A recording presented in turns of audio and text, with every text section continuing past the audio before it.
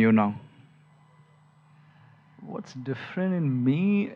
Have priorities changed? Are you thinking life Yeah, no, I about mean, life I'm differently? yeah, the thing is, so what happened was around the time the pandemic kicked in, my younger brother had a breakup, so we were kind of locked up, and we had a lot of alcohol in us, and, and that led to, like 3 months of, I think, 8 kilos of adding weight. And, but then, I think I kind of realized first time after a long time in my life that I've gotten old, right? Because the recovery wasn't happening. I mean, I could do binging sessions before and kind of bounce back almost immediately. And then personally for me, I think, Seema got diagnosed with breast cancer. And then there was a whole, like the whole, surgery followed by chemo, followed by radiation. And yeah, so that was like a even more in your face saying, what you need to care more about your health. Seema has always been, really fitness freak, health conscious. So, she could bounce back in like 6 months. Because I've seen, friends who've taken a long time to bounce back. So yeah, I think my priority in terms of health has definitely changed post-pandemic. I also, I started consuming a lot of this content from, guys like Andrew Huberman and Peter Attia, people who talk about health. And then, And like, why are people not listening? And why do you do it? so the thing is, like I think I'm not thinking of Zerodha as like a 5-year business or like I found my life calling. I'm gonna be at 60 probably be doing this, right? So I'm not looking at customers coming generating quickly and then burning off. I'm thinking how do I keep my customers active for 60 years? I mean until I retire, whatever, right? Like forever, right? I mean how do I get them to be active in the markets forever? And they can be active forever only if they're doing better with the money.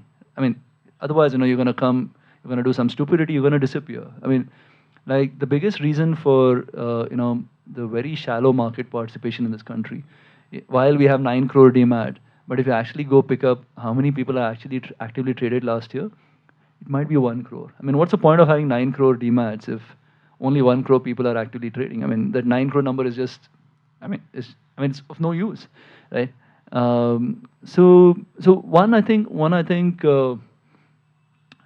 like I'm constantly thinking how do we get people to do better with the money. So and while it might seem it's for some social reasons, but it's really actually also for business reasons, right? I mean, because for every business, cost of acquisition is really the biggest challenge. Acquiring a new customer is the biggest cost. So if you have a customer, why do you want to lose him, right? As in, like, first is that.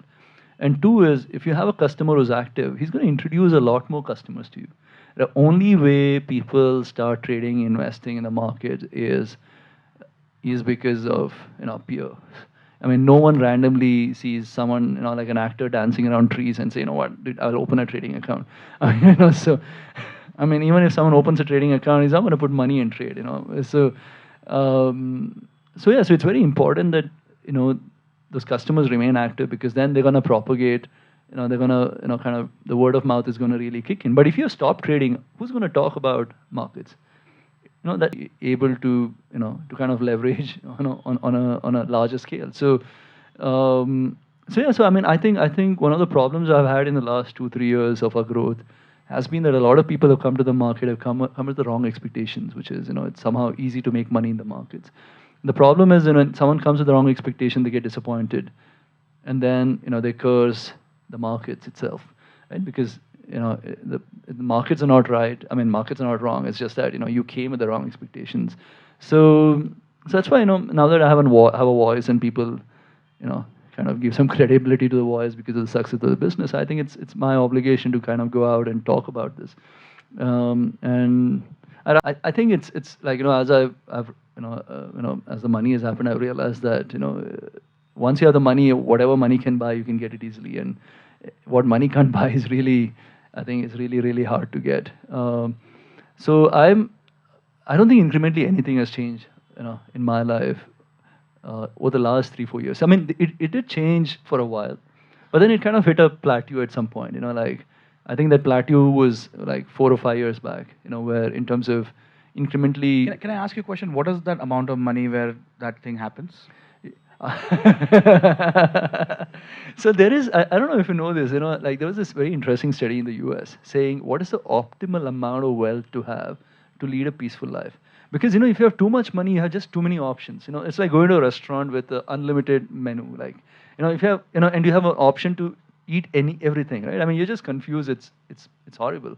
So in the US, that number was $50 million, right? So apparently at $50 million is where, you can lead an optimal life. You can lead a very comfortable, you can go and do whatever, but it's still not so stress free that you have to worry about,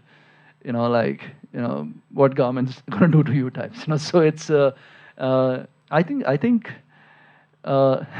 don't want to throw the number in India. You should. Okay, we should tell this, folks. Okay. No, I mean, I think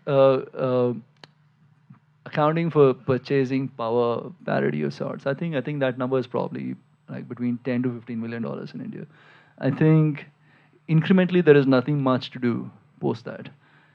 So once you have that much money, I don't think. I mean, unless of course you have these ambitions to go buy a jet and stuff like that, right? I mean, and I can see that problem only increase and not decrease, because I've realized it's so much more easier to make money today than what it was for me 10, 15 years back, right? And it must be for you, and it must be for everyone who's seen some wealth in life, right? Because just money makes more money compounded, so which means money is going to keep going away from the masses and keep coming, funneling up to the top. So and I think it's kind of the onus on the people where the concentration is to kind of use it for a better good of the society, etc.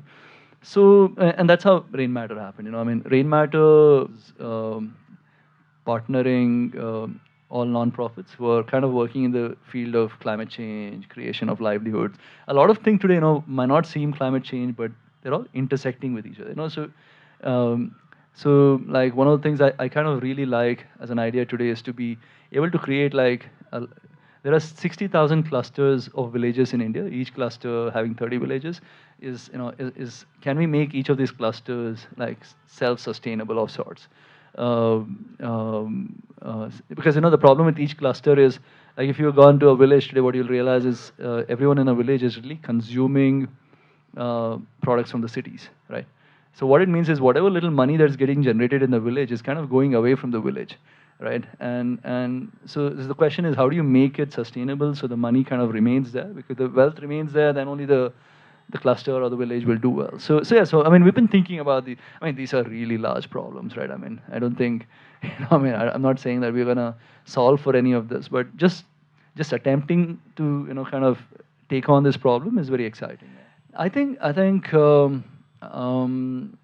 like I said earlier, right? I think doing stuff around your core competencies, you tend to build like a gut, like an instinct towards it over a period of time, and really, I think that's the only way to be probably more right than wrong, which is just build core competency around whatever you're doing and keep doing it for long periods of time.